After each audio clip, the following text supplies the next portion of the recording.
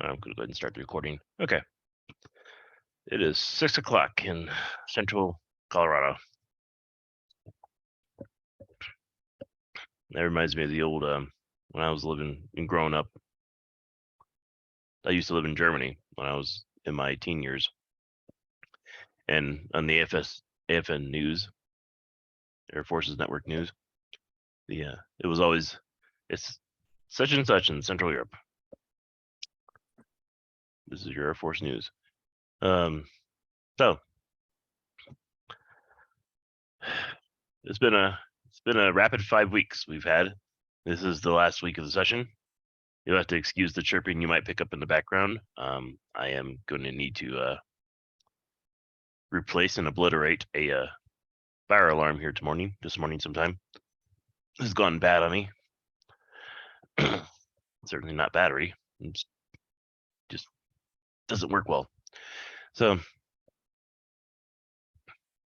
yep, this is week 5. March 21st. This is the last live chat of this session. We have a week left.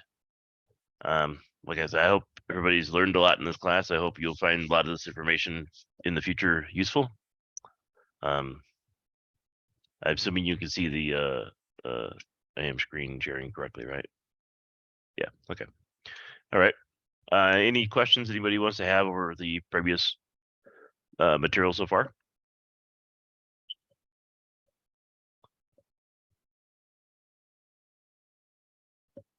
All right, I guess not. Okay, so this week is going to be a little bit shorter of a lesson than typical.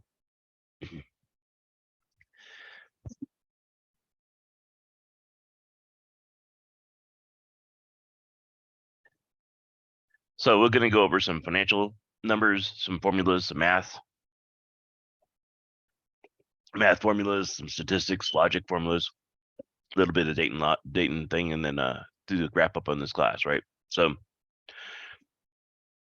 now I understand that the pictures here shows you that the previous sessions are not gradable. I've decided to waiver that, and all past units I will accept for grading all the way back to Unit 1. So if you guys want to go into Telepath and do some improvements on your grade, you can see improvements in the overall numbers of your Unit 1 grades can go up by spending time in the Telepath, or if you wanted to go into the discussion boards, I will also accept main posts and follow-up posts in previous discussion boards at a 10% penalty for being late for all units. So, I mean, that does make it a little bit harder for me to grade. I will say, though, that Thursday, dark 30 in the morning, I'll be jumping on an airplane to Boston. I'll be returning to Colorado that early morning of Tuesday. So the final grades will be submitted after I return that morning. I'll work on doing all that stuff, but and that may be a little bit hard to reach from Thursday to Tuesday. But this being the last week, if you just keep on working on your homework, it'll show up and it'll get graded Tuesday morning for final grades. So I will try to do some updates while in the hotel room so that you have at least an idea of where you are improvement wise, especially in a Telepath. So you can see how that's affecting your grade. In Telepath is 66% of your overall grade, and your discussion boards are 33% of your overall grade. So don't forget about that piece. This is how we've actually progressed so far up to this point in the class. The trending curve or the burn down chart isn't as nice as I'd like to see it at this point in the class. And I bet that's probably partly due because of the 35 people we have, or 37 students we have in this class, quite a few more C's and probably less time being spent in the Telepath than I'm happy with. But I will accept all the homework back to week 1.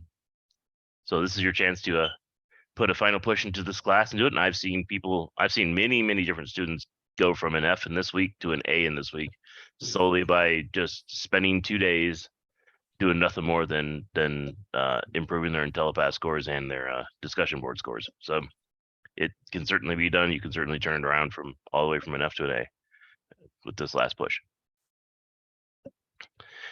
Discussion board is going to be more like, I want you to reflect on what this course has meant to you, what you've learned in this course, how you've think what you've learned is important to you and how you might be able to make use of it. I know, like, for instance, pivot tables are a new concept for a lot of people who didn't really dig into it anymore, or assumed that Excel was nothing more than just a collection of formulas with data. In reality, pivot tables are actually one of the big one of the bigger pieces you'll find in business logic, determination, and analysis, right? But it's also not the only one. People use charts, the dashboard effect, right? You can make lots of things get data together. That makes it so people can make decisions about what they need to do, how they need to run their business, need to make decisions on inventory, on costs, on purchasing. You can also do it for any number of different things. So because Excel really is one of the most versatile tools in existence. It can be used. It gives you a framework with which to do work within, and you can define the constraints and the ability of that framework to actually be successful. So you can make it into anything you need it to be, and that's why people who are experts at Excel and conversely learn how to do VBA coding to some extent have built entire empires and businesses, or multiple businesses, or they've done very well in the corporate world by doing that, right? So, one of my big struggles is I've been trying to take a lot of raw data and reconstruct how some business logic was performed on that raw data by integrating VBA code, macros, via VLOOKUP tables into that raw data. And yesterday I was debugging actually some VBA code that from a past person who built it for me, before I came actually into that project, had certain abilities where if you changed one field's pull down option, it had a ripple effect where it updated several fields past it based on the answer you gave from that one pull down. So if I had something like new, build, update, delete, the next 5 fields would then modify based on whatever that answer is, and they would be based on historical knowledge from past baselines of basically building out a system. So if I'm building out host A, and I said this time we're going to update this host, which implies updating the OS and maybe any software packages on it, it would know what baseline that particular host has to go to, its name, its IP address, other things like that. So it would fill in data based on that. But if I would said, all right, this one if we're gonna go say delete this one, it would also tell you different specifics that the sysads would then be able to go and make use of, right? So anyways, and changing those two things would know what to go reference back to. But that's being fancy with basically VLOOKUP tables in a manner that they wrote it into a VBA script, just so that it could understand multiple past baselines at the same time and link several fields updated with one change. So I've been debugging a little bit of that here in my office. All right, so Unit 5 in Telepath, they'll talk about exponents, which I got into last week, some time and date functions, which are pretty simple, mean and median, which and how they matter to you, range a little bit, logic, rank. I think I got into rank a little bit, maybe not in this class yet, but it's in these. We'll go through it a little bit. If you needed to import CSV files into Excel, I may have showed this to you where I could drag and drop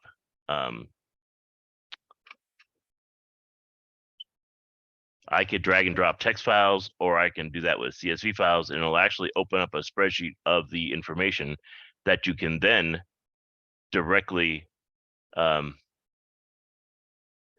as either a text or CSV, you could then drag and drop it into its own tab within your master spreadsheet. So that's how you can rapidly merge lots of bits and pieces of data together in that process. So it can be done by copying to a tab or drag and drop into existing spreadsheet. Now, there's also advanced filters where you can set up the ability to look for ranges of things with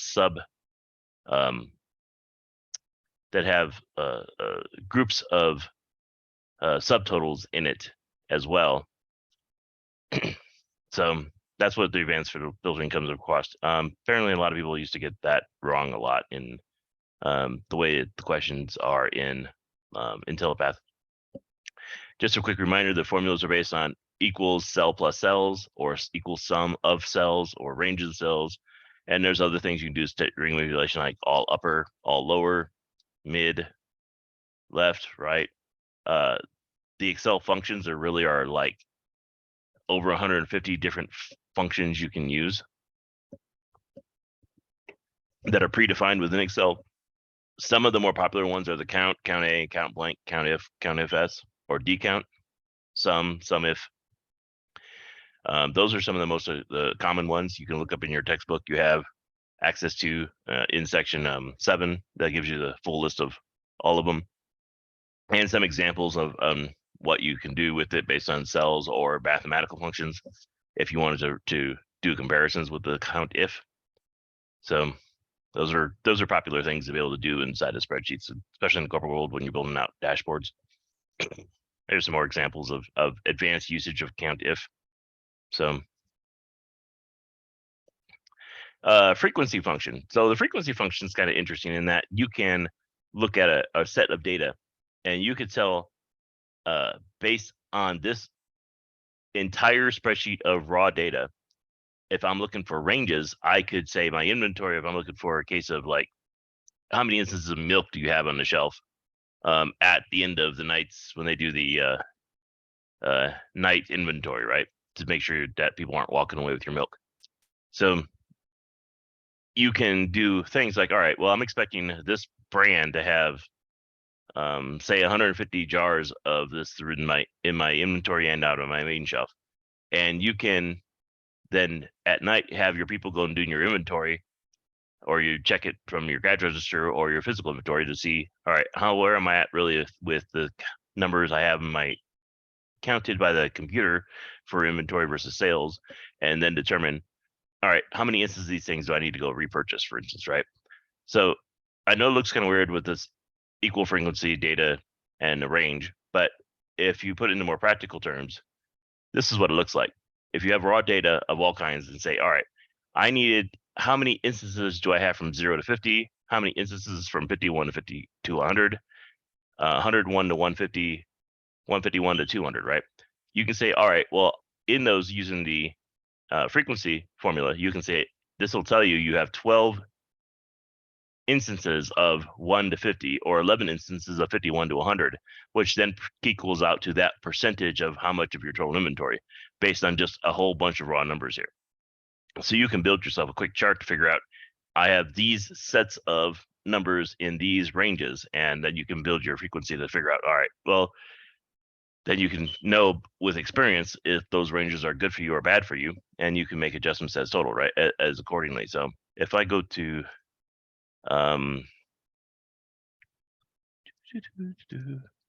thought I had the ranges one set up in here. I guess I don't. Okay. Yeah. All right.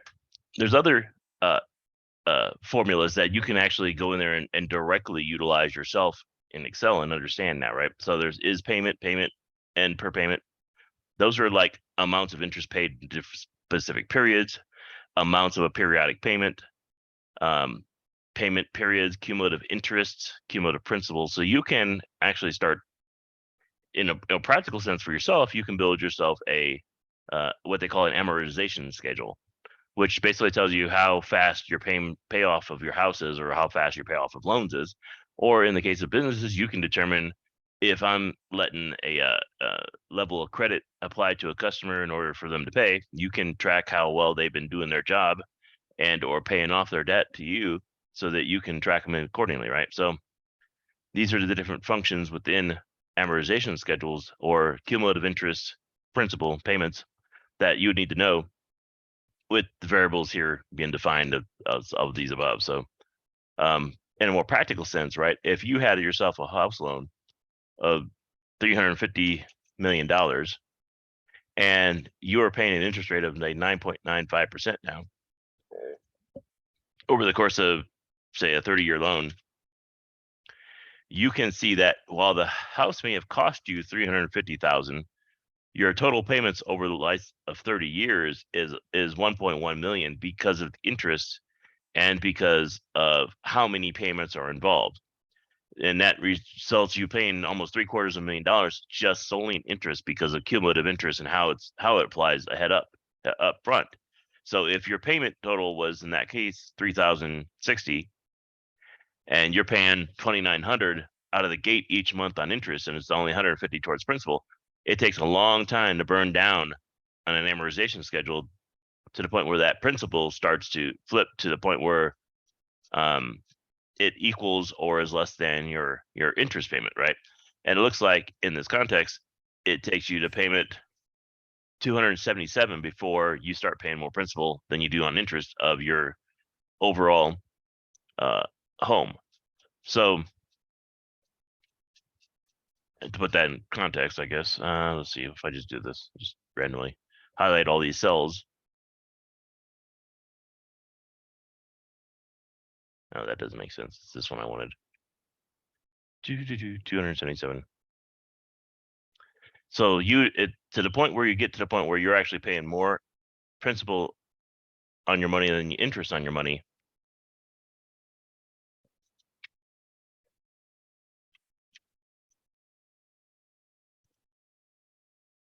At that point, you would have paid $680,000 in interest alone because of these two factors as part of cumulative interest and amortization.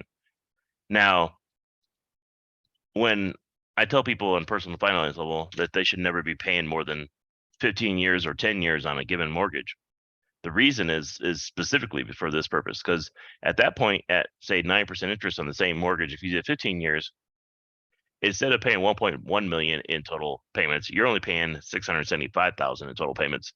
Your total interest you paid goes from $750,000 down to 320,000. And the difference was only $700 a month in increased payments, which that $700 a month is basically directly into principal at that point. Now, if you're able to make it work, or say you had a much cheaper house at say 250,000 with 10 years at that same interest rate, you can see that the break point where your interest and your payments break even is basically 3 years into it. So, and a 10-year plan is only 3 years into it. And even then, your 250,000 house only then costs you a total of 395,000 if you paid it only on the same schedule you were just talking about, with less interest paid than you did your actual home. So now, obviously, if you had better interest rates like I had on the house we bought at 250,000, with a 15-year loan,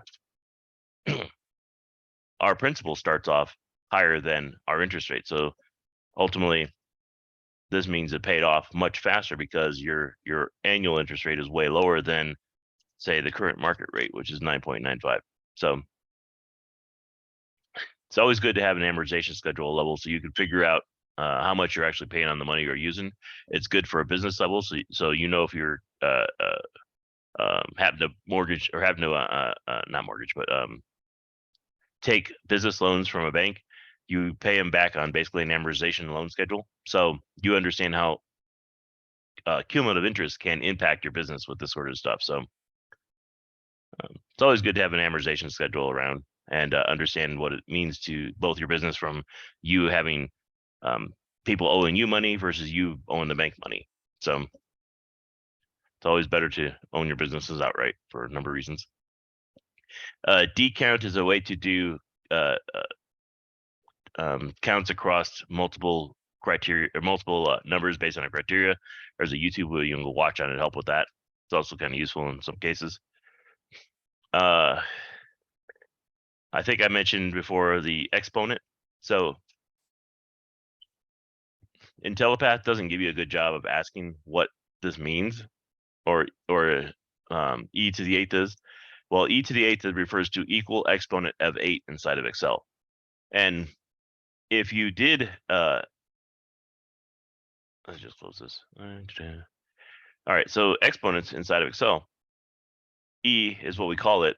The formula is exponent and the value. So if you did the value, e, which is a mathematical term for something special, it comes out to 2.718, much like pi is like 4.15 something. Yeah, we just had Pi Day last week. So, well, e is itself cubed, or is not cubed, but to a power. So e to the first power, e to the second power, e to the third power, that number goes up dramatically. So e to the 8th is 2,980. So that's what the right answer is. And early on in days of IntelliPath, this number keeps getting, people would get that number wrong a lot. And if you didn't know how to do it in Excel, you could just open up your calculator in your phone and be able to go scientific mode, because scientific mode has like the exponent as an actual value button in it. So you could just go exponent 8 equals, which is what this reads to, and that'll give you back that number. I hope that all made sense. More things about bases and powers, or exponents powers, right?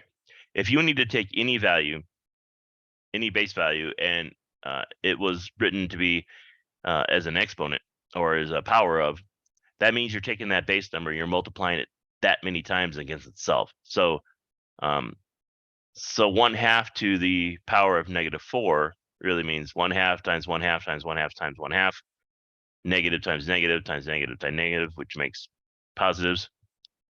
And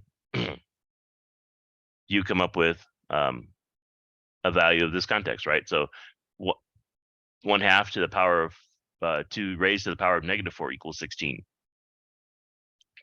And that's because how powers work, where you have your base number, you have what power you want to use, which effectively means this is the math that you're looking at physically. 2 to the power of 2 is 2 times 2, or 3 to the power of 2 is 3 times 3. 4 to the power of 2 is 4 times 4. So those values then can be calculated by Excel to give you all the answers you want in that context. And if you need to do negative powers, you could do the same kind of formulas, and you could come up with all kinds of different values in the end, right? So it's always good to know your base to the power of this value. It's pretty easy to do it with the formula of power and those two values. You can get to the answers of that. So back, if you wanted to do the actual math on doing amortization or compound interest, this is what the math looks like in people doing it the old-fashioned way on paper with a math book. This is how the amortization schedule formula looks like. So that's way easier to do it inside of Excel, and you can have it give you a range of all the values over time. Back over here. Any questions on anything related to that? So one of the questions you'll see this example being power 10, or 10 to the power of 5, which is 10 to the 5th power. That's what that formula represents. So, it's also equal to 100,000.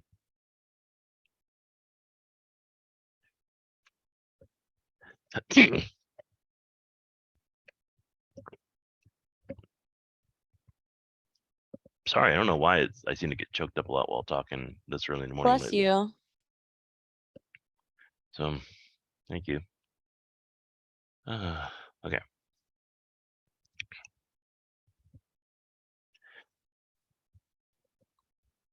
All right, so mean, median has to do with values and trying to figure out not averages, but a way to calculate numbers such that you can determine ranges within what's appropriate, right? So if I go to all of these values of 4, 7, 8, 10, and I wanted to come up with an average. The average is your mean value, which is your average, which is your mean, which is this whole range of these numbers come out to an average of 7, because 7 is right there in the middle of all of them together divided by the number of instances of it is, right? However, median is the greatest value and the least value, and the averages of basically, once they're in order, you take the averages of what's in the middle. So if I were to like expand this list, let's just do this live and see how well this works. All right. So if I do it this way, where this is my range of numbers and this is my median score, and let's make this become a 1 and a 2. No, let's not do that. Let's go 1 and 7, 9. There we go. So if I have it where it's 1, 7, and 9, and you see that little tick up there in the corner, that tells me there's an error with the formula because it doesn't cover the whole range. So just fixing the formula. All right. In this case, with this, my average is 9, but my median is 10 because it dropped the extremes, then figured out where in the middle, where your bell curve actually results in. So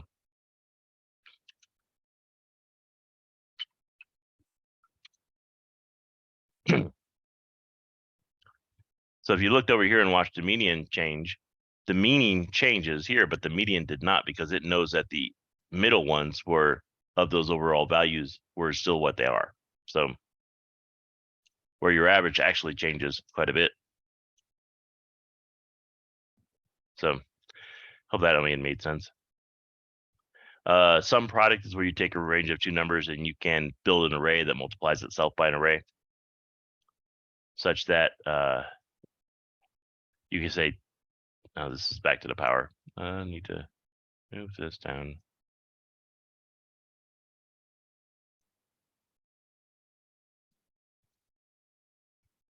I need to put my charts in a better order in the future. Okay. So you can look it up under statistical numbers to look up the values and the definitions, but average is a range. First number to last number, median is the same thing, the type of range, but it calculates differently in how it comes up to that number. And it's a method. It has to do with amounts and ranking and values. If you go to, say, ranges, right, or rank functions, ranges, min max ranges. All right, so if I wanted to know the maximum value of this range of data, I can use max of that range and it'll tell me the answer is 11 because that's the highest numbered value I have in this whole range. And you can dynamically change that as part of your inventory, right? So now, additionally, you can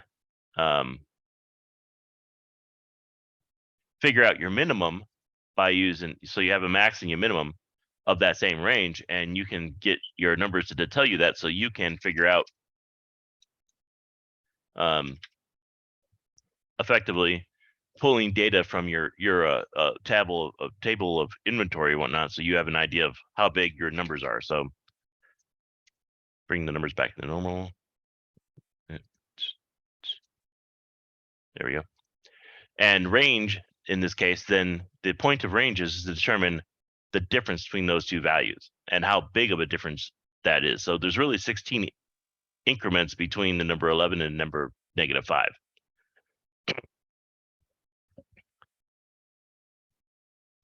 So with that, you can do quite a bit of nice setup. So you can figure out your biggest number, your lowest number, and of your entire data range. And it doesn't need to be a two-dimensional single column of data either. It can be multi-dimensional.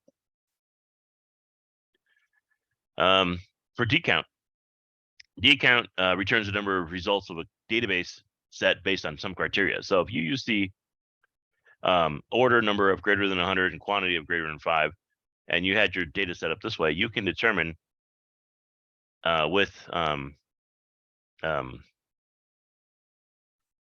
conditional formatting what things you need to order and a quantity of, so you can build out some quick value calculations so you can determine how fast to restock various things in your business, right?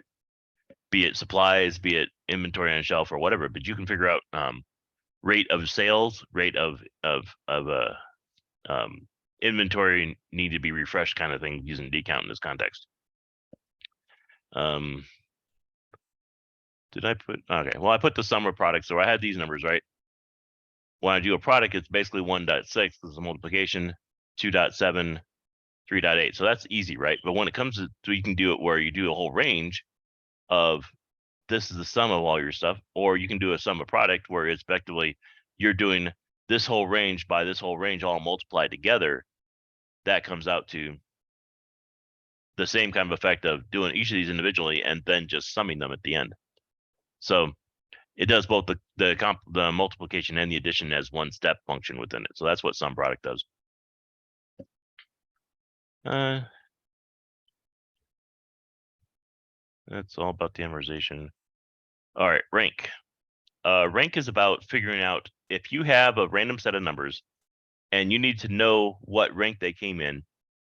1 is increasing order, 8 is or 1 is 1's increasing order, negative or 0 is decreasing order. I need to probably rewrite that chart someday. Yeah, so if you put a comma 1 here and you said, all right, these are my values, rank them in there such that, all right, the first number will always be, the lowest number comes in first rank, second lowest number is second rank, third lowest number is the next rank. So in this case, because the numbers are 1, 2, 4, 5, 6, 8, 9, it knew, it's like, all right, well, these numbers are what they are. So if I change these numbers up some, you can tell that, all right, I need to know of this data, what rank is this in? This now tells you that the first rank is number 2, second rank is number 5, third rank is number 8, because that's the order that this data is set in. So you can figure out how to then sort your data accordingly, or needed to adjust your data accordingly. The comma 1 here at the very end versus nothing here determines if it's increasing order or decreasing order on your ranks. So, but you can use that to figure out basically how to interpret this set of data that you have. So let's go back to something more reasonable.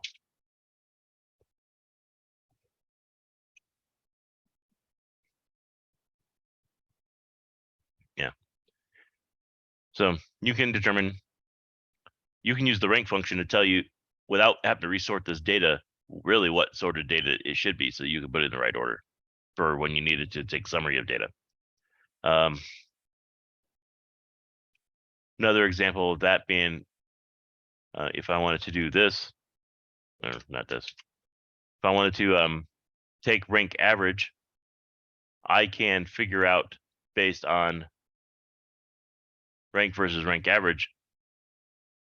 It's another advanced version of taking this rank order and determining some additional second order degree of functions against that particular set of data. So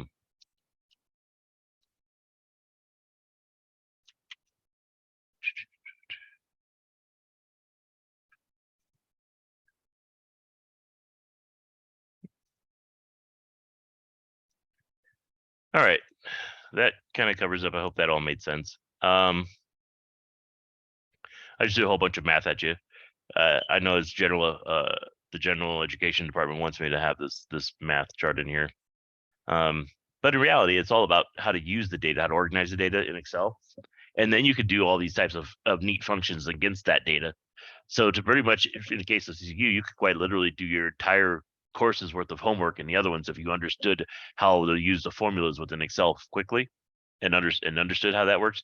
You can pretty much rapidly answer all of the questions in the other math classes very rapidly with for IntelliPath or the Zybook stuff that they do.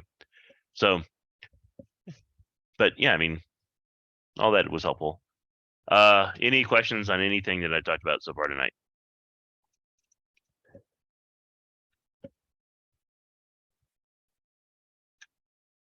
Okay. All right. Well, this is the end of our class.